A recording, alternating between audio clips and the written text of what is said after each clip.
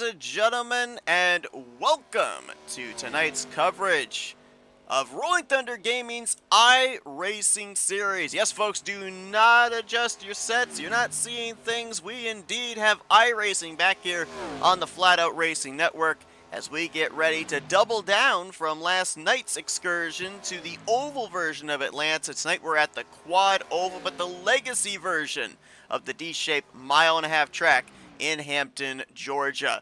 I'm Seth Cole. I'm alongside of Jack Mitchell. Jack, we got to experience a little bit of the historic version of this racetrack last night. Get to do it again, but the quad oval version here this evening, 115 laps, but also with the ARCA cars here as well. Those classic Gen 6 machines going to motor their way around this speedway tonight. Should be a really interesting experience for us here tonight, calling the Gen 6 cars. Obviously, last night we were on a completely different simulator, on a completely different style of car. This time around, we changed things up. We head over to iRacing for the first time in a while. It's been a minute since I've called an iRacing event, so this should be quite an experience here tonight. I'm looking forward to it. This is a series that does not run for points.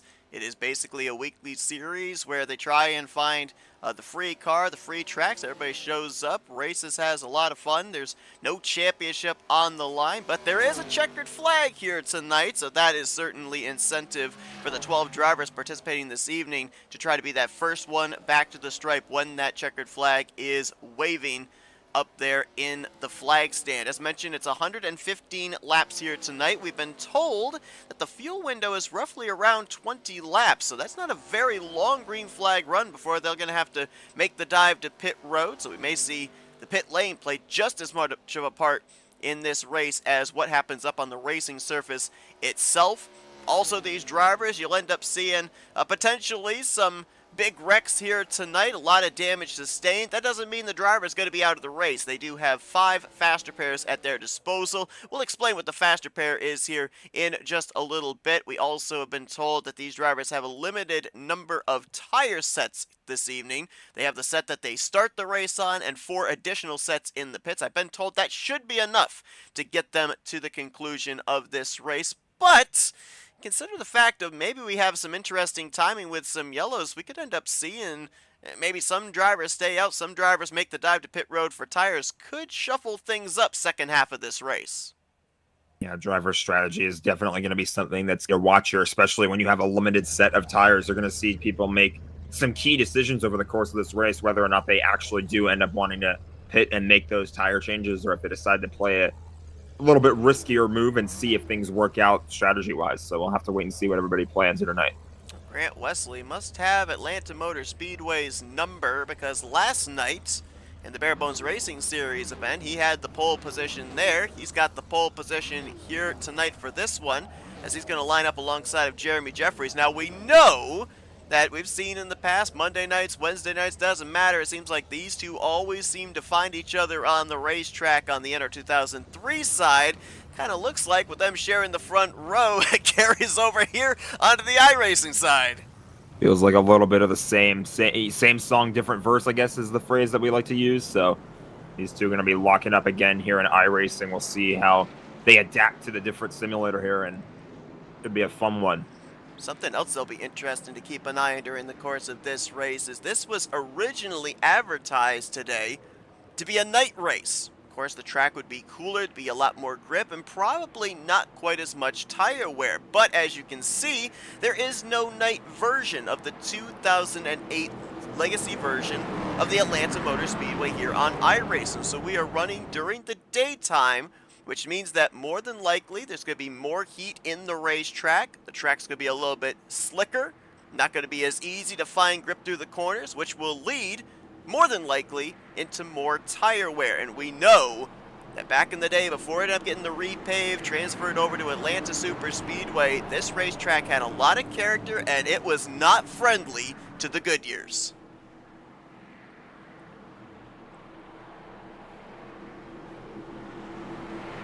I just love the distinct roar, even under pacing of these Gen 6 cars. And we're about to hear them at full song as the iRacing pace car will make that left-hand dive onto pit road, turn it over to Grant Wesley, and we're racing here tonight at Atlanta Motor Speedway.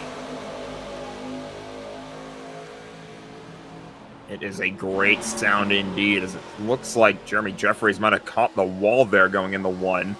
It was the first car to the line. You don't have to be the first car to the line if you're the leader. You just have to be the first one to accelerate, but Jeffries already kind of suffering after he hit the wall. He's dropped back to third.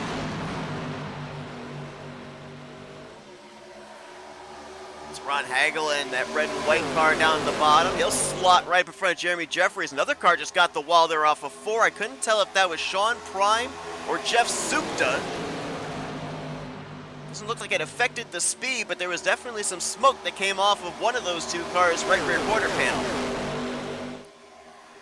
Again, more contact with the wall there. That looked like that white car on the outside.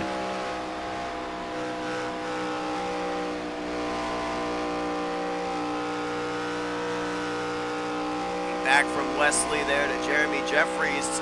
Side by side going on for the 3rd position. Ron Hagelin had it. Sean Prime ripping the top will take the spot, and now Jeff Supta is going to try his fare for 4th place.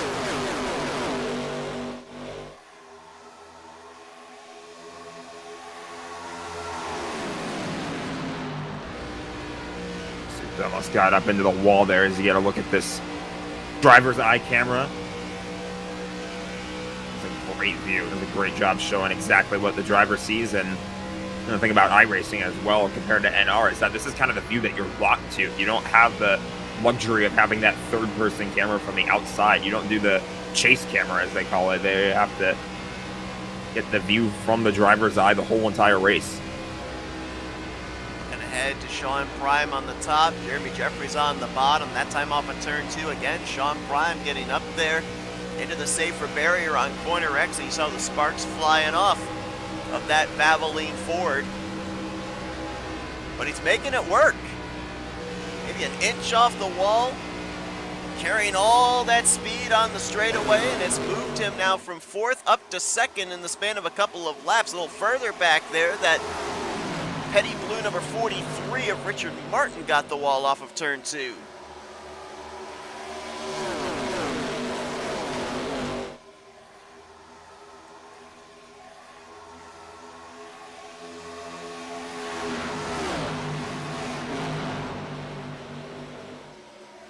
A lot of ones battling here for 3rd place. 111 on the bottom of the double one. Hagelin's Toyota Camry. Some get a little squirrely there down the back straightaway. And not only will Supta take 3rd, Jeremy Jeffries, another driver with a 1. Going to move his way by for P4. I believe, to double check, but I believe that Ron Hagelin is the only Toyota in the field. Yes, he is. There are 5 Fords and the rest are Chevrolets, but he is the lone Camry in this 12-car field. Almost feels like what you see with Ford in the O'Reilly Auto Parts series nowadays.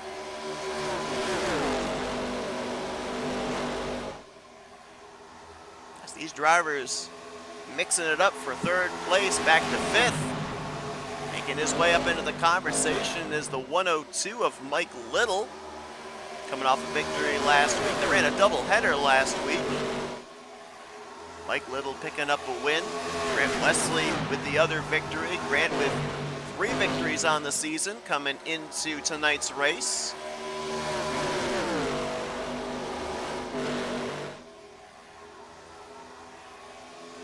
This is, I believe, I could be incorrect in this, but I believe this is the 2nd full season that they have done this iRacing series. Wow, Jeff Supta pounded the wall that time. And we got one around. Jeremy Jeffries is around. Making some contact with that safer barrier on the inside. No caution going to fly, though. I wonder if that might have been a consequence of Jeff Supta hitting the wall. It looked like he hit the wall more than once on that turn, or on the course of that previous lap. Here's a look at it again. Watch that orangey yellow number 11 pound the wall. And yeah, you got a bump from behind as he was checking up for Supta. Mike Little tagged him from behind. Contacted the inside wall, crumpling up that left front fender. And now if you're Jeremy Jeffries, you're just having to kind of ride it out here and hope that maybe a caution comes out to save you. He'd have the faster pair to be able to fall back on. The problem for him is that didn't warrant a yellow. Yeah, that's the issue, is that when you get that faster pair that can, at the very least, get you on the pit road and recover the damage that you have. But the problem is that's only really a big recovery in terms of if there's a yellow flag. If that caution were to come out, then you would have been able to remain with the rest of these guys, kind of stay on the lead lap and everything. There wouldn't really be any trouble. But the fact that the race kept on going, that's going to set him back a little bit now. Suka's got a pretty pancaked right side as well. When he got up into the wall just prior to the issue for Jeremy Jeffries. Been some good battling going on back here outside of the top 5. Jim Cloud, Richard Martin, they've been going at it for the 8th position. Zach Freeman right behind them as well. That Steve Park throwback. Saw Richard Martin get really loose there off of 4 and spent almost the entire D-shaped front straightaway trying to catch that thing. That's another one of the differences between the Atlanta that we ran at and our last night and this one right now, is that that track was, I think it was the 1997 version of Atlanta, so it was still basically a straight-up oval, as I think one car nearly went around there. Almost. Oh, and he's going to now. Freeman. Ooh. Wall's going to keep him pointed in the right direction, but wow, that is a very long save. It was. And he's still kind of struggling getting that car up on the banking there.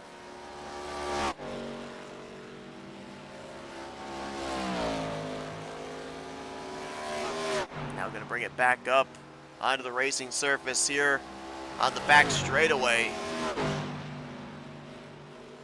Car was down on the white line last time by through 3 and 4. Got really loose, was able to catch it, but you saw that long, drawn-out process of trying to get the footing back underneath him. He'll drop back here into the vicinity of Jeremy Jeffries. List is slowly starting to pile up here of drivers that would love to see a yellow flag come out to be able to come down, repair the damage, take on a faster pair, and get back into the fight. Yeah, 2 single car incidents here, so obviously a tough break for those drivers that would really want to try and get back into the thick of things. But as you just said, that caution flag not coming out is what's going to hold them back for the time being. Right now, Jeremy Jeffries and Zach Freeman being shown roughly about half a lap down to the race leader Grant Wesley. Been turning lap times roughly around the mid to high 30-second mark. And right now, the 1 and the 6 running about roughly 16.5 to 17 seconds behind the race leader. All 12 drivers still at this point on the lead lap, and things have certainly spread out. Also, keep an eye up on the top left at ticker at lap 17. We were told fuel's about 20 laps of what you've got in the tank, so the fact that we haven't had a yellow come out at this point in time means more than likely now these drivers, their attention turns from up here on the racing surface eventually to pit road. And it's been a while since I remember calling a race here at the legacy version of Atlanta, but I would have to assume with what they're dealing with as far as grip and handling up above the white line, it's not going to get any better as they peel off the banking and head for pit road, so it may be a very tricky pit lane to get onto. And that's certainly an obstacle that might be a difficult one to overcome for these drivers, obviously, with a tricky pit road entry that can leave you susceptible to maybe a possible penalty for speeding on pit road. Jeremy Jeffries going to be the first one on to pit lane here. We'll use him as an example, folks, to tell you what the faster pair is. So watch as he makes his way down. We'll try and get a good camera shot here. This might be the best camera shot we've got. He's got that crumpled left front quarter panel. Watch here as he comes into the attention of his crew. You're going to see in just a moment. Pops right back out. That's the faster pair. It gives you a brand new bodied race car. Should have him up to speed, and they'll put some 4 fresh tires on that Mustang, send him back out there with a full tank of fuel. There are a lot of drivers in real life that wish that really existed. Can you imagine?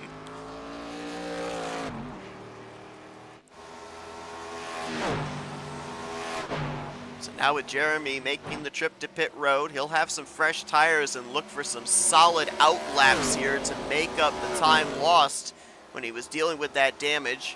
He's going to lose 2 laps in the front. So we got a wreck in the back. That's going to bring out a yellow. Supta was sideways off of turn 4, managed to gather it up, but with the oncoming traffic, the caution is going to wave, and that is not what Jeremy Jeffries wanted to see, because he'll more than likely get at least one of his laps back via the lucky dog, but he will probably be trapped off the lead lap here once we get ready for a restart. Didn't see it live, but considering the amount of time Supta has already hit the wall in this race, I would have to imagine maybe this is another incident. I mean, again, didn't see it live, so we'll have to go back and see for sure, but take a look and find out exactly what happened. Here's a look at it. He was battling with Mike Little at the time. Ooh, contact made as Little pushed up. Great save there, though. That car was headed straight for the inside wall, and I think that would have been past where the safer barrier is. Yeah, that would have been a tough hit for him to take, but he did a nice job holding onto that car, and I don't believe had to use a quick repair on it, so it should be all good to go. There's another look at it here. Watch that 102 on the inside. Just gets really tight coming up off the corner. Both drivers able to gather it back up. Unfortunately as well, both migrated down to the inside of the racetrack. You saw all those drivers coming into the vicinity there. Like Gary Heiser and Jim Glaude, Richard Martin. Fortunately, they were able to have a safe path of getting past the incident. And this was right on the eve, probably not outside the realm of possibility, that we could have seen most everybody on pit road that following lap. Now they get the opportunity to make the pit stop here under caution, and Grant Wesley's team will hold serve on pit road. Giving a little bit less stress on these drivers that they only need to come to pit road under the yellow flag. They don't necessarily need to do it under a green flag, so they don't have to worry about strategy or timing or anything like that. They basically get a free pass with that caution coming out when it did. And, maybe you lose a spot or two, but everybody's going to be all stacked up back together on this restart. Now, certainly not expecting anybody to use all 5 of their faster pairs before the conclusion of this race, but we will keep tabs on who's used faster pairs and who has not. Looks like under that pit stop, Jeff Supta, Mike Little, Zach Freemow, Richard Martin, and Jeremy Jeffries have all used 1 of their 5 mulligans. Everybody else just came down pit road. A couple of drivers actually stayed for a little bit of manual repair, but really no pit stops any longer than around 15.5 seconds. As looks like we're going to have a pretty expedited yellow here. Pit road open first time by, next time by 1 to green indicator. Grant Wesley, Sean Prime going to share the front row for this restart. Gary Heiser, Randy Waugh, Jeff Supta, Ron Hagelin, your first 3 rows. Then it's going to be Mike Little, Barry Vaughn, Zach Freemow, Richard Martin, and Jeremy Jeffries. It looks like, since as we mentioned, this is not a series that runs for points, does not run for a championship, it looks like they have awarded all of Jeremy Jeffries' laps back to him. So we will have all 12 drivers on the lead lap when we go back green.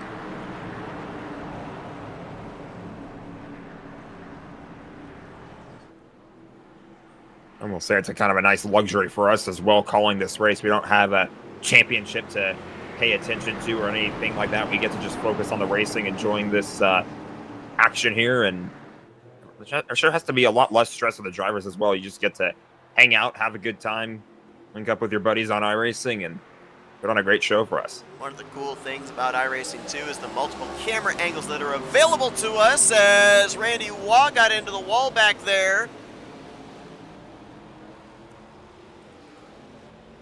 And he's into Ron Hagelin. They are stopped 2/3 of the way down the front straightaway. We are still green as both drivers will get rolling. This will not bring out the caution. They're going to lose a lot of track position as a result.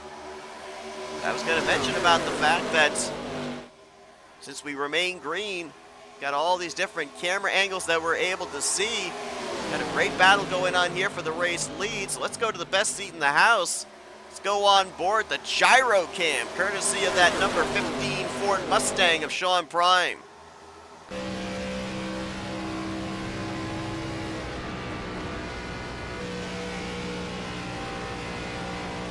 This is something I absolutely love. It gives you a great view as to how much these cars are rotating through this banking on the track. I forget exactly how steep the banking is here at Atlanta, but I want to say 24 degrees of banking. I was looking at the statistics of the track last night prior to our broadcast. I want to say it's 24 degrees of banking in the corners, 5 degrees of banking on the straightaway.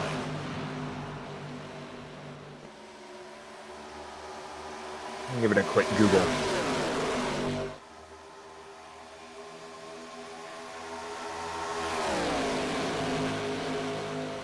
Sean Prime, who we were on board with, is now making his way to the lead.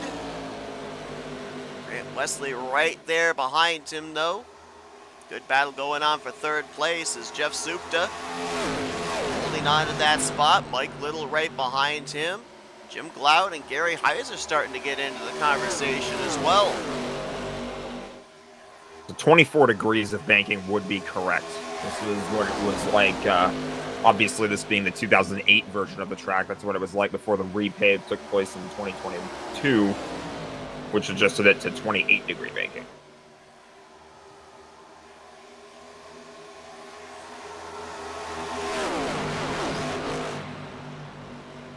Maybe more contact with the wall there. You could throw a blanket over the top 4, maybe even the top 7 there. As you can see, back to Demar in the 43. How about this? Look at this. Almost looking 3 wide going into turn 1 as Jeff Supta must have had a really good exit out of 4, and he carried that speed all the way down the front stretch. We nearly had another battle between Jeff Supta and Grant Wesley like we see all the time on Wednesdays with the Air 88 series. These two went to war in those point standings last season, and certainly these two love to put on a really good show for us every week here, and do the same thing here in this iRacing race as Sean Prime just got the race lead. Oh! Prime into the wall. Caution's gonna come out. That might have broken something in the steering of the 11 as well. That'll be the second caution of the night. Prime gonna try and get that car turned back around. It was facing 90 degrees up into the outside wall. Hard racing for the lead gone wrong. But a lot of drivers there, including Ron Hagelin and Randy Waugh, who had that issue on the initial restarts. This is going to help them to be able to get back up here with the lead group. You saw it happen live. Let's go back and take a look at a replay.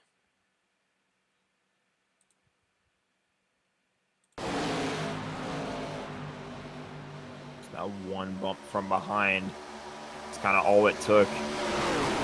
I think the 15, he hadn't quite straightened that car out yet. They were still in the middle of exiting that corner and heading onto the backstretch, and that one little bump from behind at the worst time is what sent Prime around, and it was a kind of chain reaction from that point. That car was really loose on entry. I noticed a couple of laps prior, it looked like he was in the process of trying to save the race car off of 2, so he was seemingly dealing with a loose sensation. Watch the back end of the 15 here on entry. Right there, I mean, you can see the nose is pointed down to the inside of the racetrack, so he had his hands full, and then scrubbing off that speed as the car is sideways. It brings Grant Wesley into his left rear, eventually sends him up into Jeff Supta, and caution waves.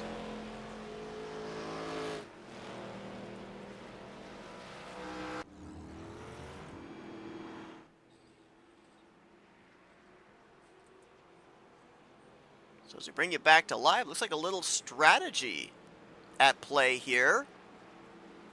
We only ran about 10 laps, about half the fuel run during that stint. And Zach Freemow is going to roll the dice, get the track position by staying out. Number of drivers that line up behind him, including Little, Wesley, Heiser, Jeffries, Gloud, Martin, they went with a two-tire strategy. Of course, with only halfway through a fuel run, you only have to fill up half the tank. So that amount of time that you spend on pit road, you can put the rights or the left sides on, more than likely right sides. So a lot of drivers gambling here in the early stages of this one.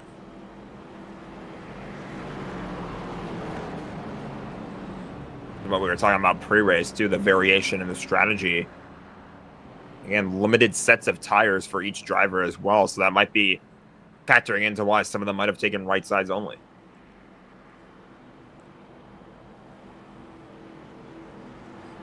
You mentioned about the battles that we've been seeing in the Area 80 series on Wednesday nights.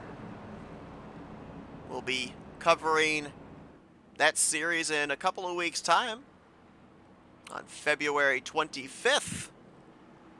We'll be watching them race it out at the Minnesota Speedway. I know that there's a guy that we're friends with named Sean Galligan, ran a offline series at that racetrack. So you're intrigued by it. We're going to actually get to see what it's like when they're racing online at that venue. So that should be an interesting one.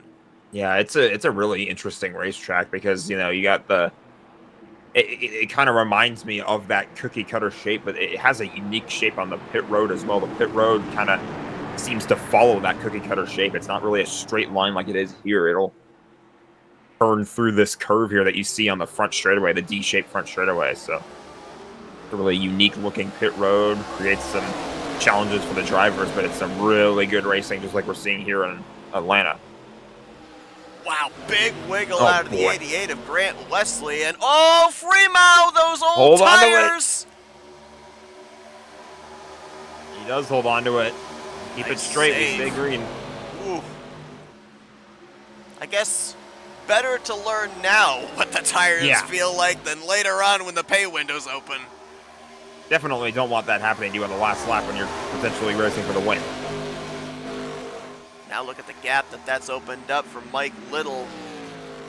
Currently about half a second back to Grant Wesley in P2. Jeremy Jeffries has now made his way back up into the top 5 as he'll race it out down the back straightaway with the 46 of Gary Heiser. Jim Cloud looking on there in that Rusty Wallace throwback, that black and gold Miller Lite genuine draft Mustang.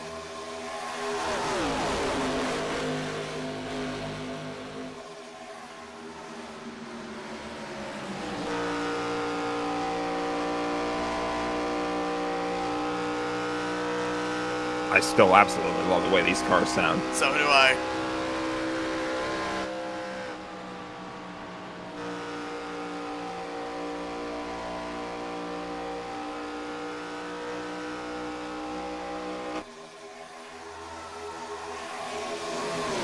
Mike Little enjoying his lead momentarily. That half-second gap that he had built up, it's been split in half. Grant Wesley closing up. Jeremy Jeffries up the track. Gonna make some contact with the wall there, exiting off of turn 2. It's gonna allow Barry Vaughn to move his way by. First time that the 60 has worked his way to the top 5 tonight. Gonna set Jeffries back a little bit. I was just about to talk about how he had that trouble early on in the race and then sort of continued to work his way back up to the field, but that contact with the wall will cause him to lose out on some ground. He'll have to just keep on chugging along. Still plenty of time left in this race. I mentioned about back during the first yellow that Jeremy Jeffries was back on the lead lap. Brady Waugh, who had his issues during that last stint, saw him spin the tires, get into Ron Hagelin on the restart. Currently the 21 still being scored 2 laps down as the tank slapped the wall there through the center of 1 and 2. So looks like he might be relying on some future yellows to get back onto the lead lap here. Still obviously very competitive car. If he was on the lead lap, we'd be talking about him battling with Jeremy Jeffries for P6 currently.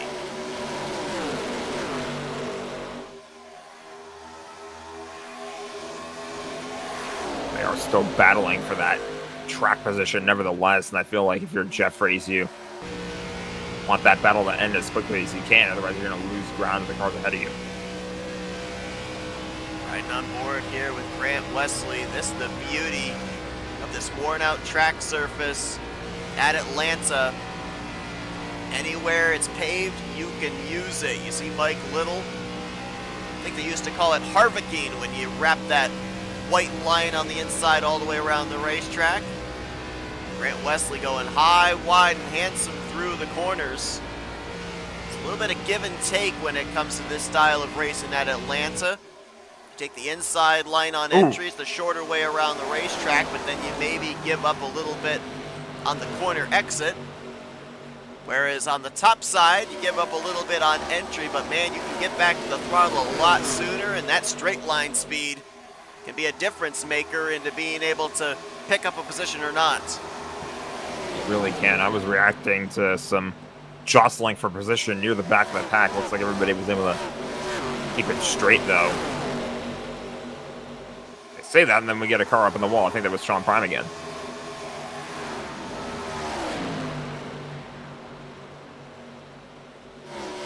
Almost feels like Darlington. It's almost like if you don't leave Atlanta here tonight with a worn-out right side, you're not trying. So we have an Atlanta stripe now, then.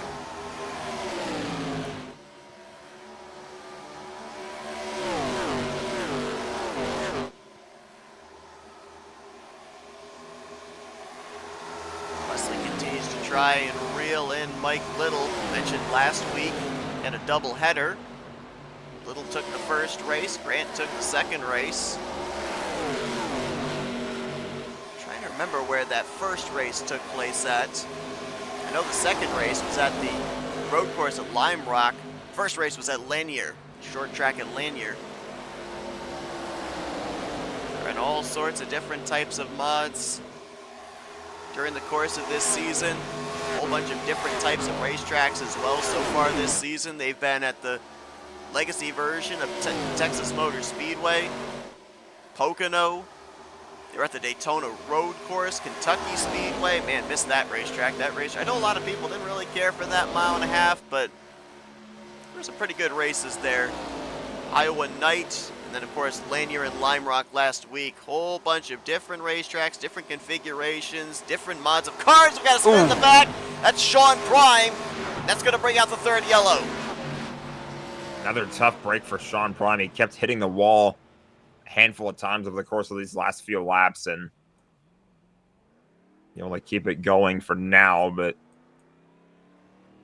had another incident back there that is going to warrant another yellow flag. He was running towards the rear of the field as well.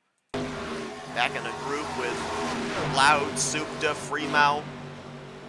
Let's see what exactly happens here. Yeah, just a matter of getting up into the wall.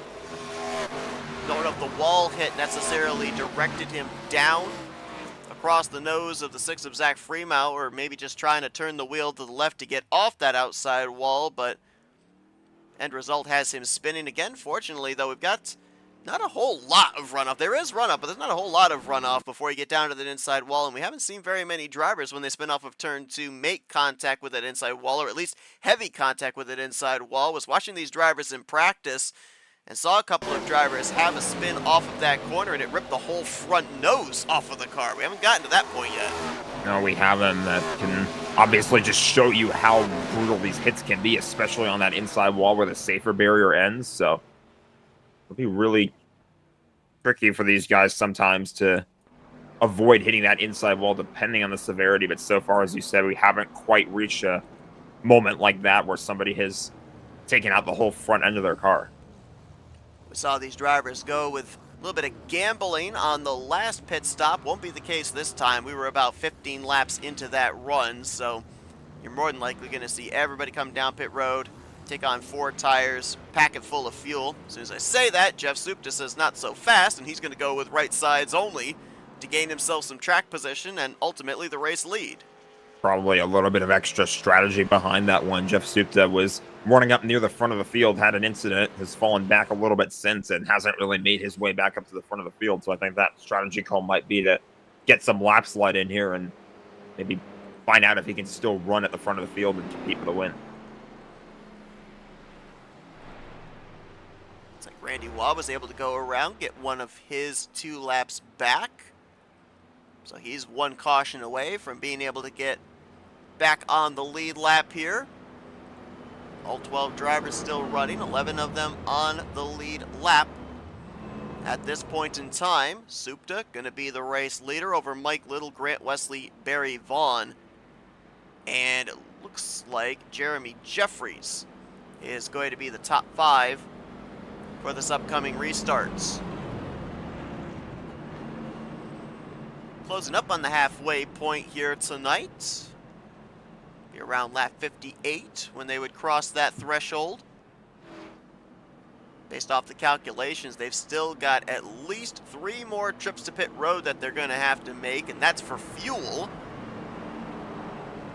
No telling what condition the tires are going to be like when and if they end up reaching that window. We almost had a round of green flag pit stops, but a caution came out maybe about a lap or 2 prior from when they were going to have to make the dive. It's been our longest green flag run so far here tonight. And these drivers we've certainly seen visibly, doesn't matter if it's with the cool tires on a restart or the worn out tires later on in the run, they have had their hands absolutely full with this racetrack. Yeah, we've certainly seen a few different incidents where they've kind of almost gone around by themselves. A couple drivers with some close calls, they have gone around but managed to hold on to it. Some of them maybe not as lucky as they have been in some other incidents, though. So there have been a lot of close calls so far. Oh, whoa! This restart. Got a little close there, a little contact made as Mike Little will power around the outside of Supta, and now Supta's in a bit of a hornet's nest. All that fresh rubber behind, beside, all around him here, trying to just find a safe place to maybe ride. Looks like he'll slide in around the 7th position there on the inside line as Mike Little goes back to the point. I thought Supta was maybe gambling a little bit to try to see if he could run up near the front of the pack. That instead almost led to disaster for a lot of people, as he was much slower on the start of this green flag run, and everybody had to kind of check up a little bit to avoid him, and you saw the calamity that resulted.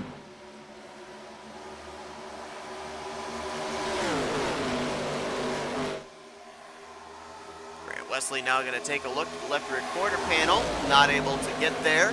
Little shuts the door. Here comes Jeremy Jeffries now looking to the outside of Wesley for 2nd place. And Barry Vaughn's going to look low, make it 3 wide for that runner-up spot as Jim Glaude. Little contact with the wall off of turn 2. Keeps it pointed in the right direction. And Jeremy clear for the runner-up spot.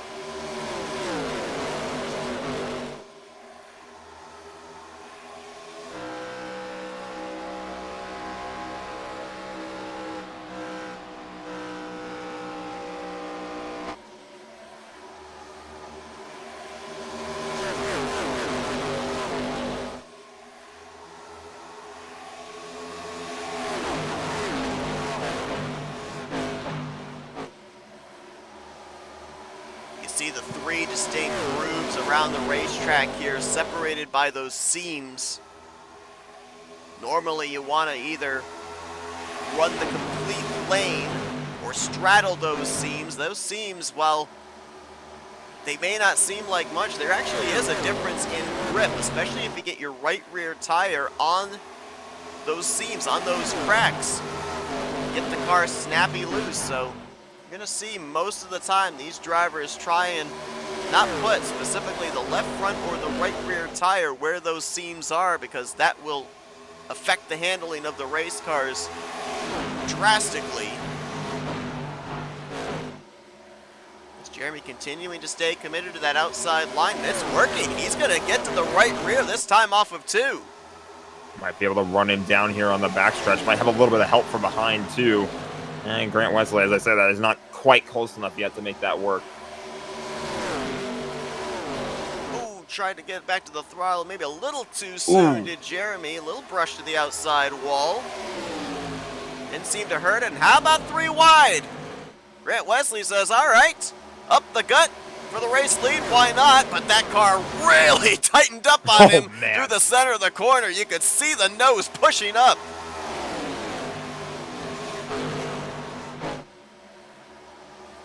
I'm gonna say it looked like Little 2 might have had an incident on the front stretch last time around. It looked like his car just nearly, again, like it almost hit the grass right there through that corner off of 4 and to the straight part of the front stretch, so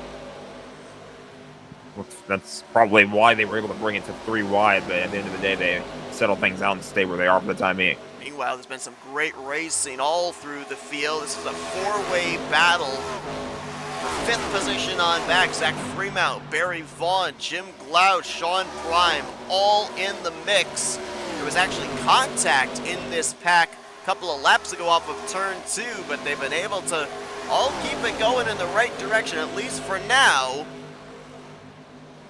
4 drivers, 4 distinct grooves here. Everybody trying to get clean air to the nose for that turnability through the center of the corner. And it looks like at least temporarily Fremont is going to leave all that mayhem behind in the rearview mirror, set his sights forward to try and reel in Ron Hagelin for the 4th position.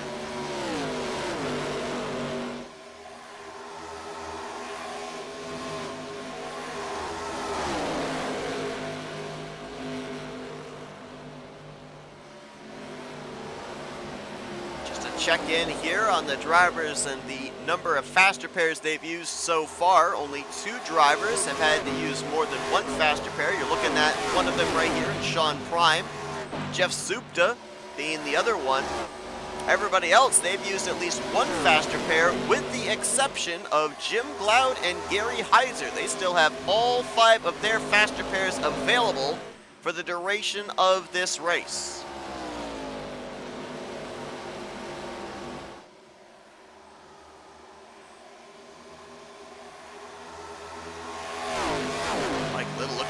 Second victory in the last 2 weeks, following up his victory at Lanier last week in that doubleheader. I want to remind everybody that tomorrow night, you can join us back here on the Flatout Racing Network, as well as our friends at Tarnation TV, as we will be simulcasting the 6th race of the season for the Talladega Challenge Series. 3 races left to go until, hold on, Hagelin saved it, but he went from outside wall to inside wall. I swear, these guys know when I do an ad read. They really do. Feels like every time you try starting that ad read, something happens and interrupts it. Not going to be able to make the commitment cone is Hagelin. That's going to be a penalty, probably. That steering is obviously broken, as he's going to hop up over the Legends course here in the infield grass. Looks like he is going to be able to nurse that back to his pit stall, but again, you see, green flag is still out, so he's going to lose multiple laps with this unscheduled trip to pit road. We'll see if we can cut back and look at a replay of what happened to the 111 off of turn 2. I believe he was all by himself. Yeah, I don't see any other cars around him. Looks like he maybe just had a moment up this turn, got a little bit too wide, and oh wow, that's a hard hit to that inside wall. That's the portion that still has the safer barrier, but that's a hard hit nonetheless. And you saw when he failed to make the commitment cone how much that affected his steering. That very easily explains why the car wasn't turning when he made his way back to pit road. Let's see if this camera shot will show us after the hit that left front suspension. Gosh. Wow. All 4 tires left the ground.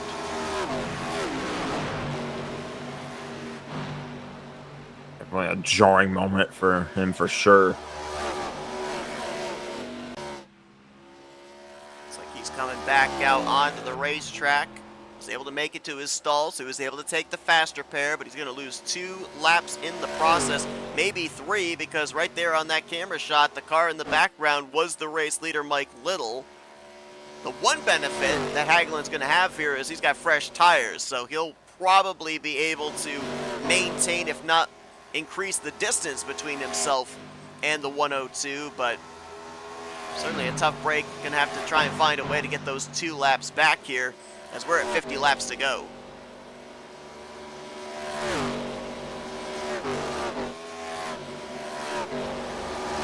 Meanwhile, 5th place.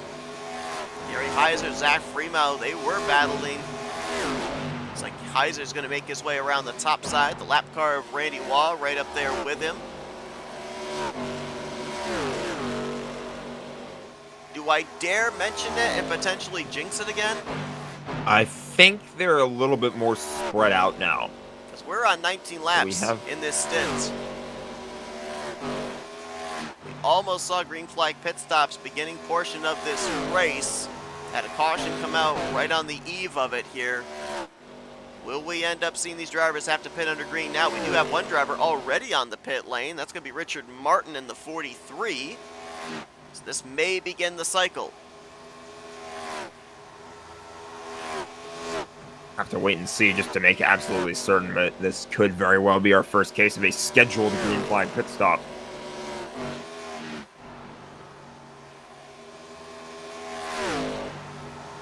Right now these drivers are running a full second to a 2nd and 3/10 off the fastest laps they put down so far this afternoon. Imagine this is a track that is abrasive on the tires. Extensive tire fall off during the course of a run. And the handling of the race car does not get any better as a result. Jeff Supta on pit lane, the Bass Pro Shop Chevrolet. You're almost guaranteed, especially with how spread out the field is, of losing a lap on pit road. More than likely you gain it back once the leaders make the dive onto pit lane. But remember, we ended up seeing Jeremy Jeffries, albeit maybe out of necessity since he had the damage. You saw him start the cycle of green flag pit stops just prior to the first yellow flying, and he ended up finding himself trapped a lap down. So you take a gamble here when you pit early. Yes, you might be able to gain track position on the outlap with the fresh tires. You also run the risk that a caution comes out, traps you either a lap down, or you end up losing all the track position even if you're able to get a lucky dog.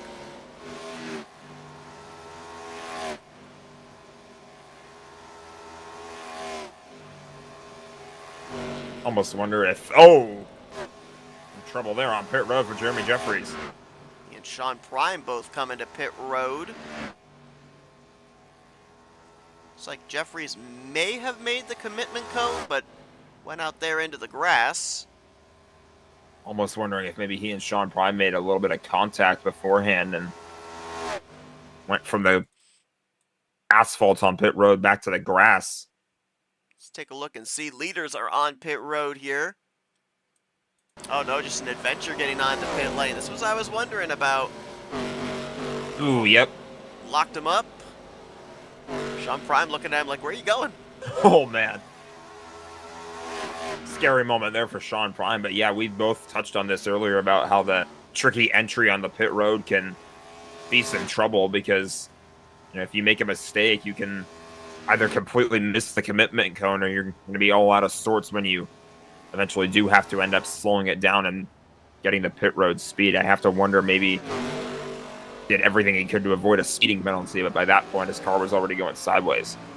Pretty much everybody on pit road the previous lap, including Mike Little, Grant Wesley, Jim Glaude, Gary Heiser. We see now Zach Freeman coming into the attention of his crew. Oh, some have to back up there. Overshot his stall a little bit. That's going to cost him valuable time. It's Mike Little out of turn 4 this time around will take the race lead back. The gap he's been able to build up there on Grant Wesley, it looks like it's going to be roughly about 2.2 seconds from Little back to Wesley. Another half second back to Sean Prime and Jeremy Jeffries. It does look like Jeremy was able to get that thing wound up to pit road speed. They're in 3rd and 4th, and they were able to gain quite a bit of track position with that undercut, that short pit about a lap or 2 prior to everybody else. Now finds them up inside of the top 5.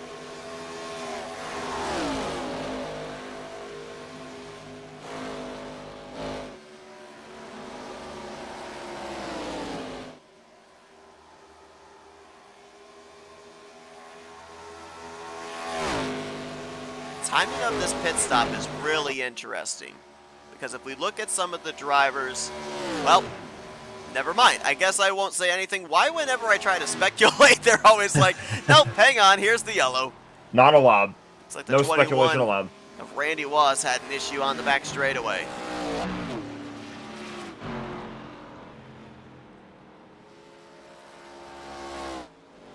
This caution might now have us at 1 stop to the finish. Just a tick north of 40 laps to go. Our 4th caution of the evening. Here's a look going back to Randy Wall all by himself here, making his way through 1 and 2. Wow, that thing just stepped out on him through the center. Nearly went around again, I feel like, but able to keep it straight just as there was oncoming traffic. Let's take a listen on board. I wonder if he got the seam.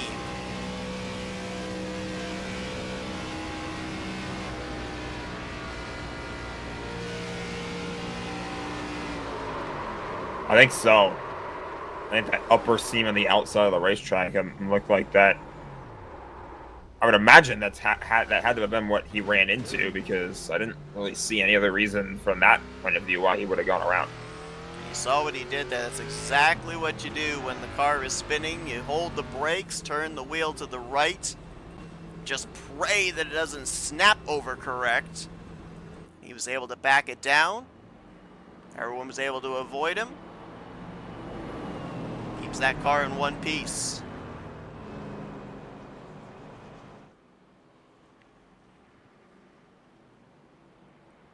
Looks like under this yellow, looks like everybody that was a lap down, they're going to be able to get back on the lead lap here. And that last time by, when they crossed the line, we were at 40 laps to go. So with that 20 lap fuel window, everybody should be good to make it the rest of the way on one more pit stop.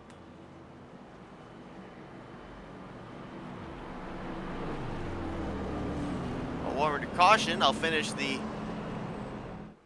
advertising promo I was going to do prior to the Ron Hagelin hit into the inside wall earlier on. Tomorrow night, Thursday night, 9 p.m. Eastern Standard Time. Be sure to join us here on FRN as well as at Tarnation TV. The 6th race of the season for the Talladega Challenge Series. 3 races left to go until we put together the at least 12 driver playoff field to battle for this season's championship. So far, 5 races, 5 drivers have gone to victory lane. Will another driver add their name to the list of Wesley, Schilling, Metallic, Nofsker, and Martin? Find out this Thursday night as we continue on the 67th season of the Rolling Thunder Gaming Talladega Challenge Series.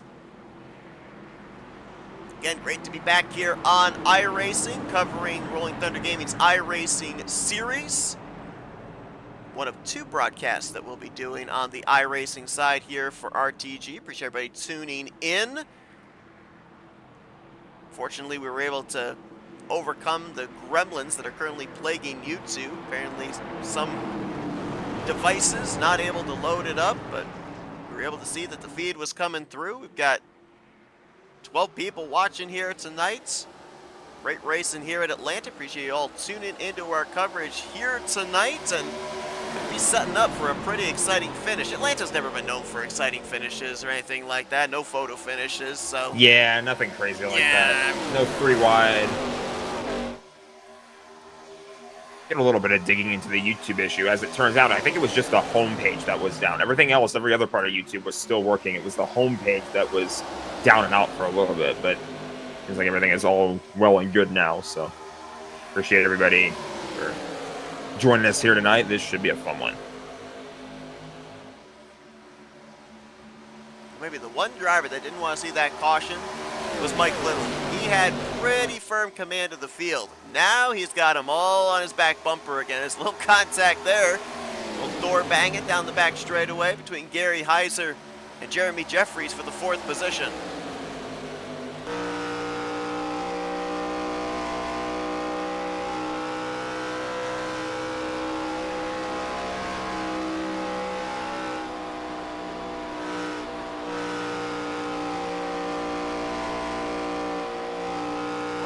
Right there, I mean, we're only about 2-3 laps into this run since going green. You can hear a lot of bail out on the throttle, a lot of half throttle as Mike Little, the race leader, is almost proverbially tiptoeing his way through the corners.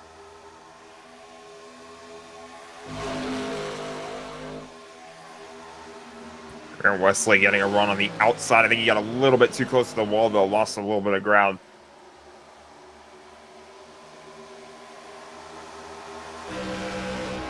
At the run he got off of too, though. Man. Gives him a little bump saying, yep, I'm here. A little love tap from behind. Again, going to try and make it work on the outside.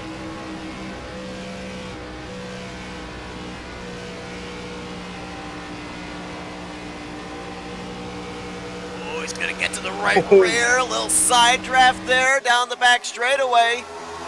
Can he clear him going into 3? Might have to work on this set of corners to get clear. It's going to be tricky. A little bit right there with him the whole time through the bottom of both of these turns, but you don't want to be so focused on what's out your front windshield, you miss what's out your rear windshield, because now all of a sudden Jeremy Jeffries is kind of re-entering this conversation. Wesley has got the 102 cleared for the time being. Little battles back on the bottom. Wesley trying to get that side draft off the right rear quarter panel, and as you mentioned, here comes Jeremy Jeffries, says, I want to play. Sean Prime not that far behind as well. The longer these top 2 battle for the lead, the more of a chance it's going to give to these other drivers right behind them to catch up and make this a 4-car fight. Remember, folks, when we talk about side draft, you're not pulling up alongside of a driver to make yourself faster. You're trying to make them slower. That's why we see what was a 2-car battle. All of a sudden, it's become a 4-man fight for the race lead. Add Jeremy Jeffries and Sean Prime's Ford Mustangs into the equation. 3 blue ovals, 1 bow tie. I do feel like Jeffries might have gotten the wall a little bit. Oh, we got a car around. That is Randy Waugh. I believe he had some contact with Ron Hagelin. That's going to bring out the 5th caution of the night with 30 laps to go.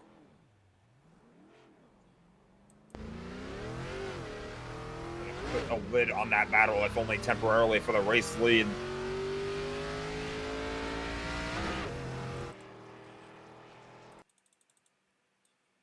Let's go back and take a look at what happened. This was towards the tail end of the lead pack. Turn 2 has been the major trouble spot. It is again here. Really tight racing there off the corner. Hagelin into the left rear quarter panel of Randy Waugh. Your typical 1.5 mile turn 2 incident where it's almost kind of 50-50. It's always that gray area.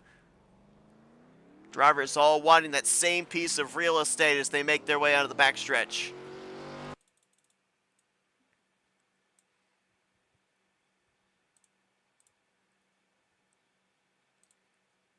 Take a little look from high above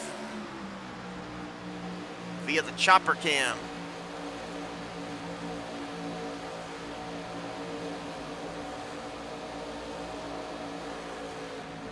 One of those situations from inside the cockpit, it's hard to gauge if maybe you're clear or not. I think Hagelin had the intention of tucking in behind Randy Waugh, thinking he was going to have him clear off the corner, and just wasn't quite.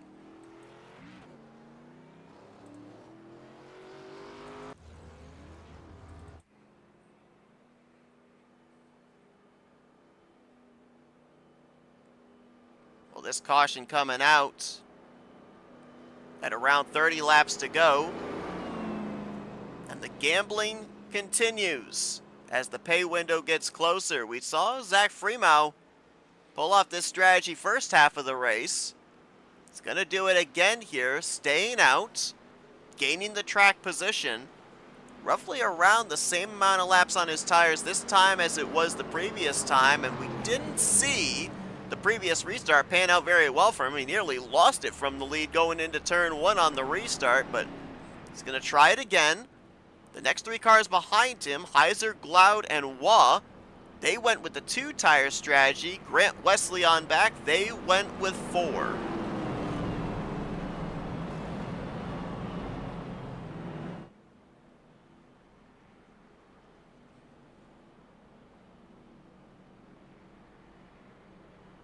Everyone, I'm pretty sure, is still going to have to pit at least one more time in this race. But for those that came to pit road, they probably would be able to come down and maybe take on a half can of fuel, maybe 1.5 cans of fuel. Not exactly sure what the window would be for them. For Freemow, he's going to have to come down. He's going to have to take on 2 cans of fuel, but maybe he's banking on another yellow flag here. Could be. Then he can come down and have the tire advantage.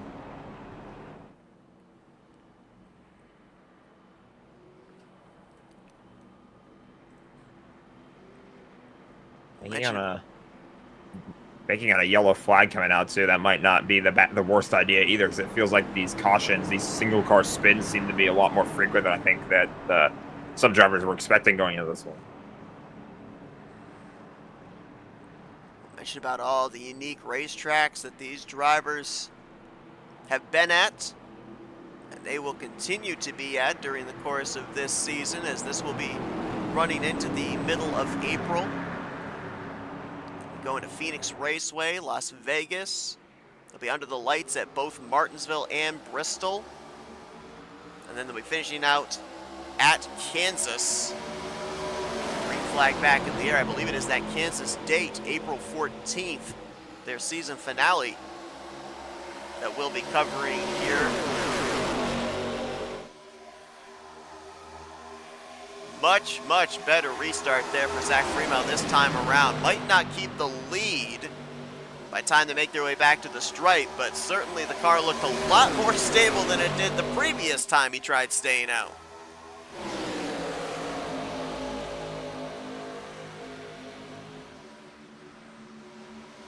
Tires of Gary Heiser got the lead, at least for a moment, but here come the 4 freshies in the form of David Little as we stacked up. Oh, we got a couple around, including Jim Gloud and Grant Wesley. There was about a 4-car stack up on the outside off of turn 2, and the green flag remains in the air.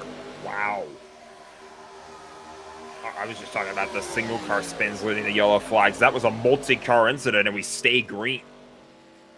See the right it might take damage. Grant Wesley out of the conversation for this. Could, unless we see another yellow. Bent up on that right rear quarter panel.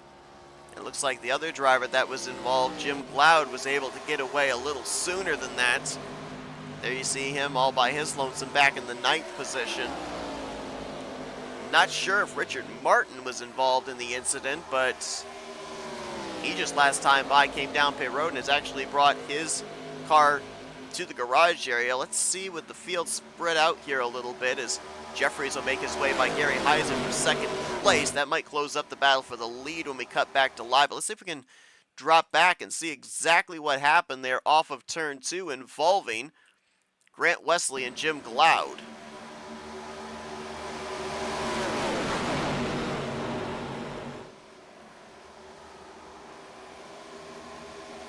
Had Ron Hagelin around further back there as well. The whole front end of Richard Martin's car was gone. Ooh. Those are what, like 4 separate incidents? I'm honestly surprised that we didn't get a yellow flag through all that. Yeah. I believe that the 72 and the 88, they go around in reaction to that stack up on the top side off of 2. Wesley goes around off the nose of Barry Vaughn. Loud might go around off the nose of Jeremy Jeffries. You see Ron Hagelin back there trying to catch it. And then there you see top of your screen, there is Richard Martin with no front end, pounding the inside wall. I'm not certain if Demar, if he had something happen. Yeah, something happened to him even before that. This is the lap prior to the incident.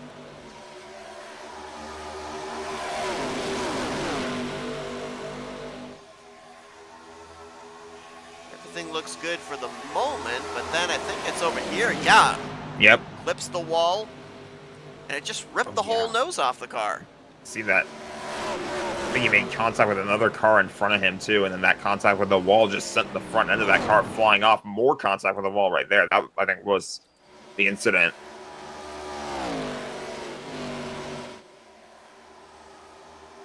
So Martin will not reach the conclusion of this race. He did have faster pairs available still, 3 of them to be exact, but I guess 20 laps from the finish, maybe thinking that caution wouldn't be coming out between now and the checkered flag, calling it an early evening. So he's going to get credit for 12th place here tonight.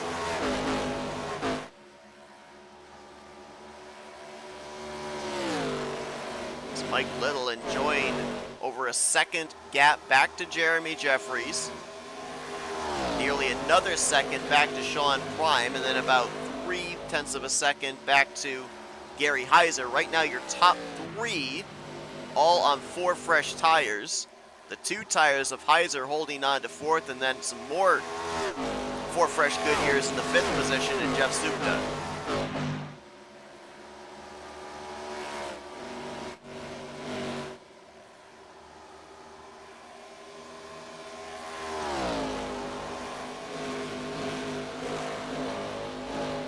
So based off of when we went back green, drivers are going to have to make the final pit stop of the evening in the window of 10 laps to go. We've already had a cycle of green flag pit stops. They've kind of been able to figure out where the lift point is, where the brake point is, how to get it woed down for pit road.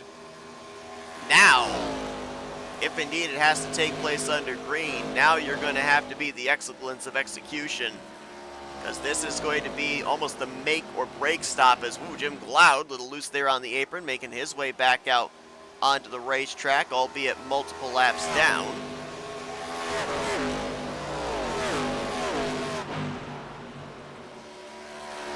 Second place starting to close up. Sean Prime beginning to reel in Jeremy Jeffries.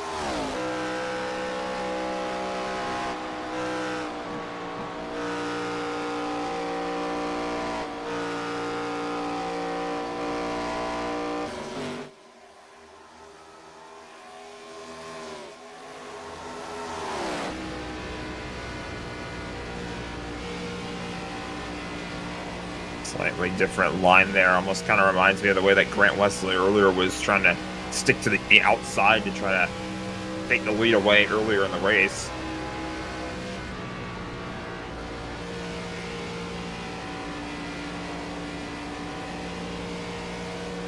One thing I love, especially when we're at a track that is as slippy, slidey as Atlanta, watch the hands. Constantly turning that wheel back to the right as they feel the back end of the car getting light. A lot of counter steer at a track like Atlanta. Sean Prime has been able to make quick work of Jeremy Jeffries, move him now up into the 2nd position. Now the question is going to be, with still a pit stop looming, just a tick under 2-second separation, can Sean Prime find the lap times to close up on Mike Little, not only for the race lead, potentially for the race win? There you see the difference between the even, see, this would be about a 13 lap difference in tires, the 72 to the 15. Jim Gloud had just come off of pit road. Look at how he made that pass so easily on Sean Prime.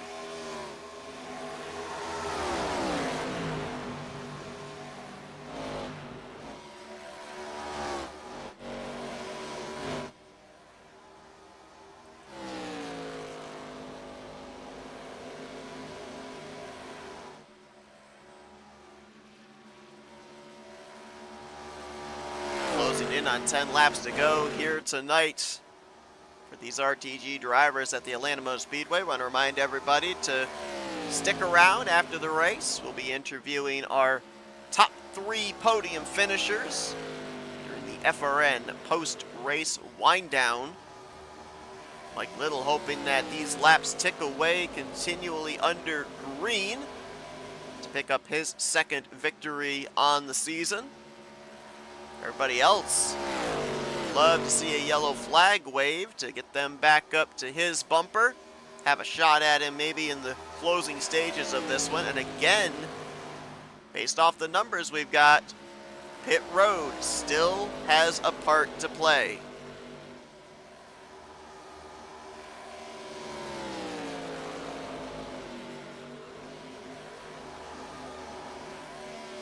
Looming pit stop. I mean, I feel like that would be messing around with you mentally. If if I was in this situation, I would definitely be thinking about that at some point. I have to stop thinking about all the action and it's on the racetrack in front of me, behind me, and make my way on the pit road. And it's definitely not something that I'm having an easy time thinking about either. A couple of drivers have already thought about it. 6 laps ago, Zach Fremount came to pit road for his final stop. Jeremy Jeffries 1 lap ago made the dive to pit road, and here comes Sean Prime and Gary Heiser trying to leapfrog the leader.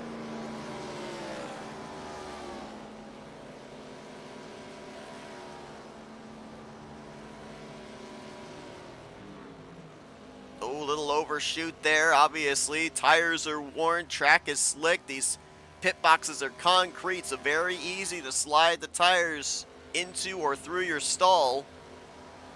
Looks like it might be 2 tires and packet full of fuel here for Sean Prime. Actually, they're holding him in his pit box there. This is an extended stay for driver 15. Might have been speeding on pit road. That is certainly not something that you want to have happen to you this late in the race. We, again, talked about that tricky pit road entry. We might have just had another victim of that. Mike Little was on pit lane previous lap. Randy Waugh will make his way down pit road this time. Talk about sticking it out tonight. We've seen this 21. He's had a couple of spins. At one point, he was 2 laps down. Just prior to the cycle of pit stops, he was up inside of the top 5 and just lit a lap right there. It's a great job in keeping himself in the fight. The driver of the 21, Jeff Supta, going to stay out a little bit longer here. Might be playing the long con, trying to see if maybe a caution will save him, but he'll have to throw out the, well, never mind. I thought he was about to throw out the parachute and come to pit lane. He'll stay out yet another lap. Looks like about a quartet of drivers going to run long. Barry Vaughn, Ron Hagelin, and Grant Wesley still yet to make pit stops. And look how the short pit worked for Jeremy Jeffries. Came to pit road 4 laps sooner than Mike Little. Right now, scoring has him 3 seconds up on the 102 with 6 laps to go.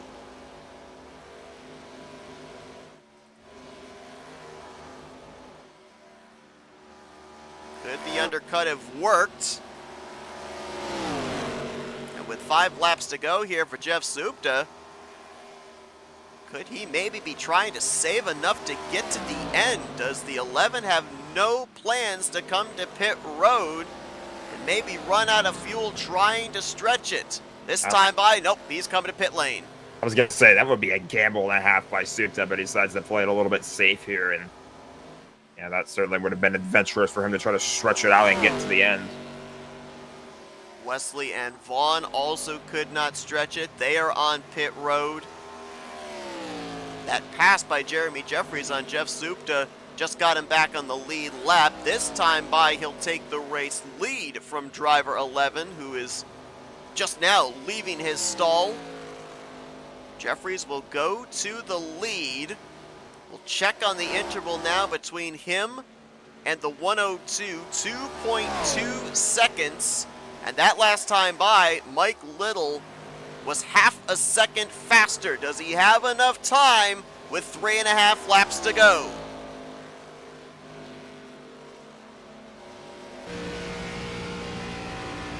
That black dot just up ahead, that is the race leader, Jeremy Jeffries. 3 laps remaining, 4.5 miles. The gap now cut down to 1.7 seconds. This is going to be super close.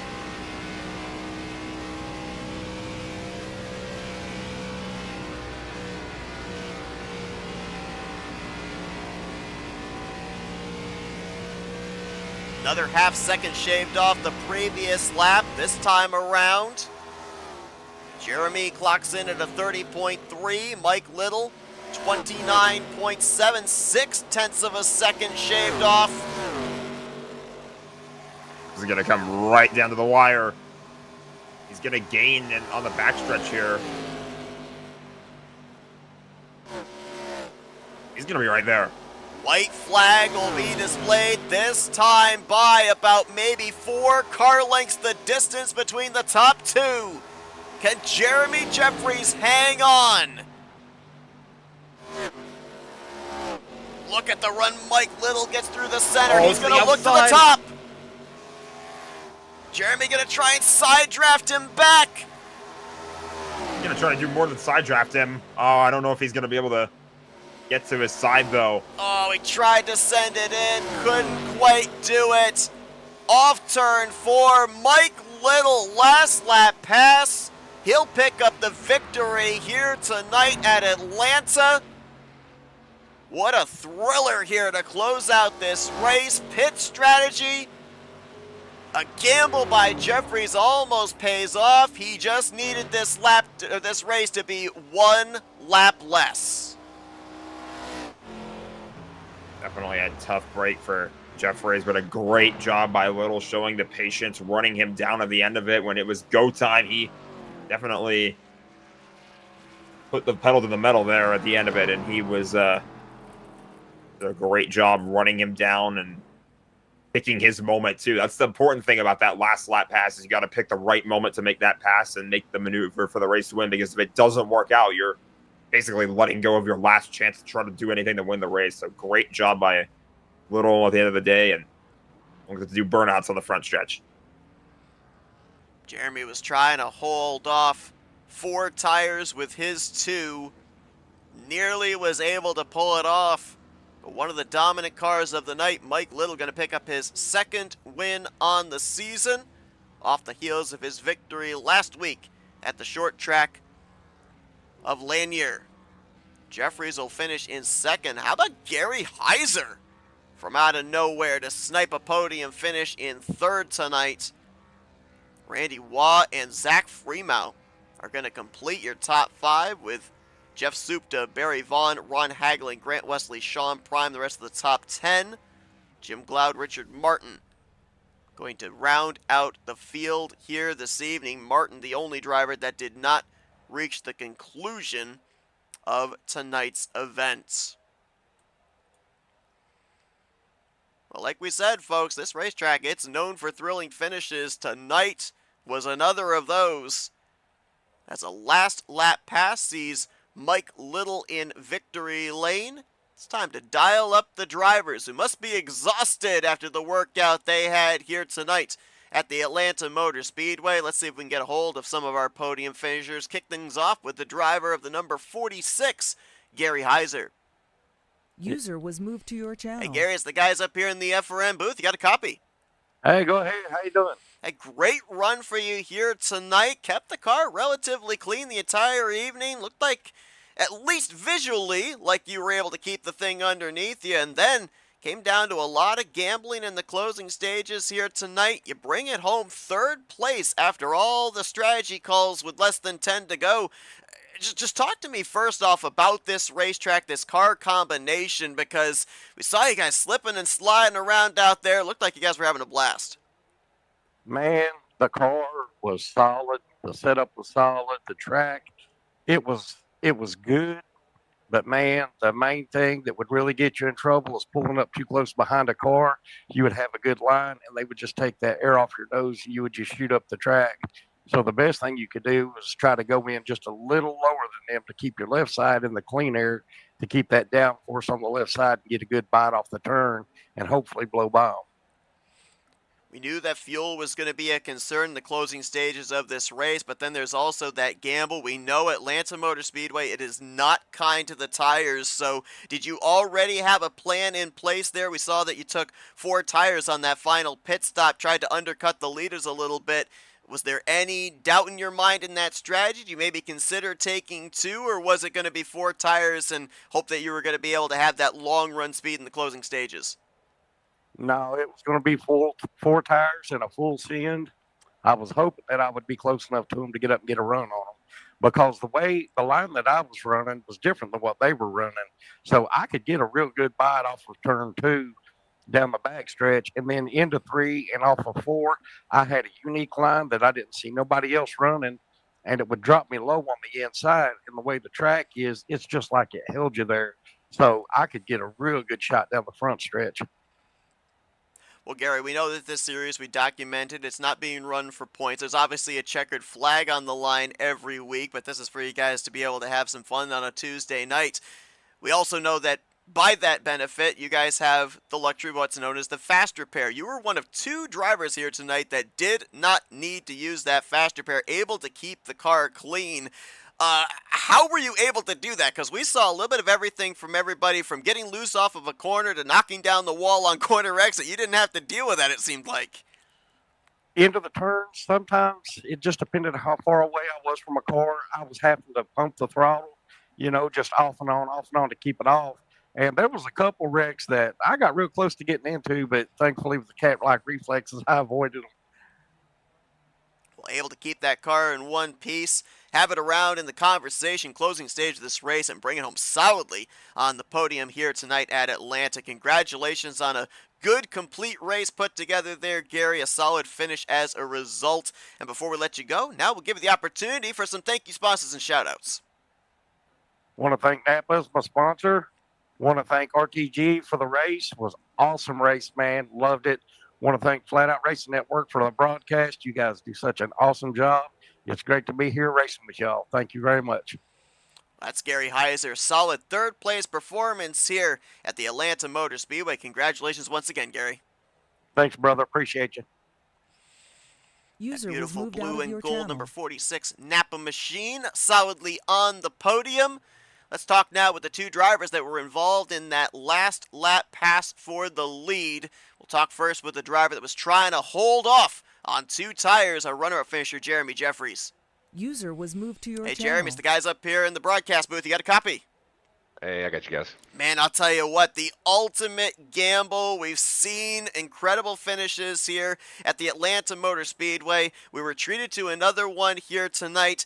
You played strategy in 2 ways. You had the undercut and you had the 2 tires. I mentioned it. I'll bet you wish that this was 114 laps, not 115. Yeah, those 2 tires were so loose. I was barely hanging onto that thing. Man, I couldn't. I was all over the place. I'm lucky I got that close to winning, because I should have wrecked. So in that situation, obviously, we're up here in the booth. We're able to see everything, see the lap times. How much attention was in the rearview mirror, and how much was just focus out the windshield? About 50-50, because like I said, I was so loose that I was trying to make sure I had a good line, that it wasn't going to, get me too far out of control, too sideways. But also, I was watching that interval behind and could just see him coming. And I would say little by little, but it was chunks at that time. He was coming quick. Now, if we go all the way back to the beginning of this race, night didn't start out too well with you. We saw you go down, hit the inside wall, had that left front damage. fortunately were able to catch some cautions to be able to work your way back up to the front, but did maybe being at the back and having to work through traffic, did that allow you the luxury of being able to make this strategy call, kind of know what your car was going to be like at this portion of the race in the closing stages? I felt like I had a pretty good grip on which lines worked and which ones didn't, and where you could run and where you couldn't to make speed. But I had never taken 2 tires the entire night, so that kind of went out the window when I got out there on the track and was like, "Oh crap!" Well, certainly made it exciting here tonight. Almost able to pick up the victory on that strategy, but a lot of being able to work your way back up through the field here, able to overcome the adversity and at least have a shot at that checkered flag here tonight, Jeremy. Congratulations on the solid run here tonight. I know you would have liked that one position better, but a great overall race for you here at Atlanta. Before we let you go, floor is yours for thank you, sponsors, and shout-outs. Thank you, Seth and Jack, for coming out tonight and putting a spotlight on this series. Grant's doing a really good job with it. Some fun tracks, some fun events throughout the season. Usually we're out here just, putting on a good show, but having a lot of fun too. Tonight we kind of took it a little more seriously, and I hope that showed because we had one heck of a race, some battling side by side, 3 wide, bouncing off the wall, bouncing off each other. It was a blast. Thanks to Sean, Prime, Josh Metallica, and Jason Check, the owners. And, of course, again, Grant for doing what he does with his iRacing, RTG iRacing series. It's been a lot of fun. Everybody out there watching, hopefully we put on a good show. I'm sure we did. I can't wait to watch it back. And if you're interested, come on out and join us on Tuesdays. I think we got one more broadcast coming up at the end of the season. So if you don't come out and race with us, tune in and watch. Absolutely. Well, Jeremy, thank you for taking the time to talk with us. Congratulations on the great run here tonight. Best of luck here in these upcoming racetracks. Looks like some interesting ones you guys got in the remainder of the schedule. And yeah, as you said, we'll hopefully be able to talk to you in Victory Lane when we come back here and cover your guys' finale here on the schedule at Kansas. Thank you, guys. Oh, and congrats, Mike. I don't want to leave that out. He did a freaking great job. He was so fast. We'll be talking with him here in Victory Lane in just a moment. But Jeremy, once again, congratulations on the solid second place here tonight in Atlanta. Thank you, guys. User was moved out of your channel. Let's now see if we can go down to Victory Lane and dial up the driver of that 102, tonight's race winner, Mike Little. User was Password moved to to get your in the channel. server on my Twitch stream when people get in and are watching me, that because they're also iRacers too, so they can come in and race with us if they want. Hey, Mike, sorry to interrupt you. As the guys up in the broadcast booth, you got a copy? Oh, I got a copy. Hey, how's it going? Hey, it's going good up here. I'll bet it's going good there in Victory Lane as well. I mean, like, final 3/4 of this race, this Chevrolet was lights out. You had some challenges, but you were always able to turn them back. We get to the end of this race. We knew it was going to be iffy on fuel. We knew there was going to be a whole bunch of different strategies. You stuck with the 4-tire strategy, had to run down Jeremy in the closing stages. I was asking him, how much concentration was out the windshield as opposed to the rearview mirror. I'll ask you a similar question. How much was keeping an eye on the distance between you and that one, and how much was looking at the lap times that you were turning? Because our scoring was showing you every lap anywhere from half a second to 0.6 faster. Yeah, I was kind of pacing it a little bit there, and then I was like, no, we need to really put the hammer down because we need to catch him. I was like, I should have took 2. I probably would have got by him a little bit sooner, but there wasn't a rearview mirror in the car. I threw it out the window. We saw a lot of drivers searching here tonight from the bottom of the racetrack all the way up to and maybe even including into the wall at certain points. You were able, it seemed to be one of the few drivers, beginning, middle, latter portion of a run that was able to do what's been known here at Atlanta as harvicking. You were able to really wrap the bottom. What were you able to find that allowed you that capability and be able to continue to have the consistent lap times no matter what portion of the run we were in? I've studied Kevin Harvick's line here. I learned it from the best, and harvicking is the way to do Atlanta. There you go. No better guy to learn from. Obviously, picked up that victory last week at Lanier, coming into tonight. Pick up your second victory in as many weeks. I said a dominating performance here, but, had to have some battles there. At one point, I think there were a couple of points, you guys were 3 wide. Talk to me about, obviously, we mentioned that there's no points on the line here, but there is a checkered flag, so that certainly is incentive. But talk to me about just how much fun you were having slipping and sliding around on this old track surface of Atlanta. Actually, my car wasn't too bad. I was keeping it hooked up. I was keeping the grip in it, and that way I could just use it later on in the run. Like, well, once we would get to like the halfway point in a run, like I would notice that they were starting to push and lose time off the corners, where when I kept the grip in the car, it would just work that bottom, come up off the corner, and then use their draft down the straightaway to keep up with them. Well, a tremendous performance for you here tonight, Mike. You bring it home with the victory. We got treated to a last lap pass here at the Atlanta Motor Speedway. Didn't expect anything less. We'll let you get back to your celebrating in Victory Lane here in a moment. Before we do, we'll give it the opportunity for some thank you sponsors and shout-outs. I'd like to thank Amsoil, Ink Poisoning Apparel, NitroRacing.com for your open setup racing needs, and Road Gears 2, who sponsored me on my bike as well. That's Mike Little. He brings it home solidly tonight with the victory at the Atlanta Motor Speedway. Dominating performance second half of this race. Able to make that pass on the final lap to pick up the checkered flag. Congratulations on the victory here tonight, Mike. Best of luck here the remainder of this schedule. Yep, thank you. Have a good one. Mike Little bringing it home with User the was moved out of victory your here channel. tonight. Tell you what. Doesn't matter what type of configuration we're at. Doesn't matter if it's the oval version that they ended up reconfiguring back in the late 1990s, or if it's here, the old worn-out surface of the quad oval. Atlanta Motor Speedway. Also doesn't matter if it's under 2003 or iRacing. It does not disappoint. Yeah, we've had 2 races here on RTG these last couple broadcasts, and both of them at Atlanta, both of them different types of variations of this track. Both of them were bangers. I love watching both of them. They put on a great show. 2 different racing simulators as well. Let's not forget. They had the NR race last night, iRacing tonight. They still put on a great show for us. Well, want to thank the admins and the racers at RTG for allowing us to cover this race here tonight. Nice to get back into the iRacing swing of things. It's been a while since we've done an iRacing broadcast here on FRN, and we will be back to cover their finale on the schedule. That'll be on April the 14th, as we will be covering their race in the Midwest. They'll be taken to the 1.5-mile Kansas Speedway, so be sure to join us for that. Again, that'll be on April the 14th. But we thank you all for joining us for our coverage of tonight's race from the Atlanta Motor Speedway. Again, our congratulations to Mike Little as he takes the checkered flag. Thank you to everybody that tuned into tonight's racing. We will see you guys to cap off the week this Thursday night, as we are 3 races away from determining who the playoff drivers will be for season 67 of the Rolling Thunder Gaming Talladega Challenge Series. We'll be coming to you live at 9 p.m. Eastern Standard Time here on FRN and simulcasting with Tarnation TV. So we hope to see you there. Again, thanks for joining us here tonight. For Jack Mitchell, I'm Seth Cole. Enjoy the rest of your Tuesday evening, folks, as you've been watching another broadcast courtesy of FRN, the Flatout Racing Network.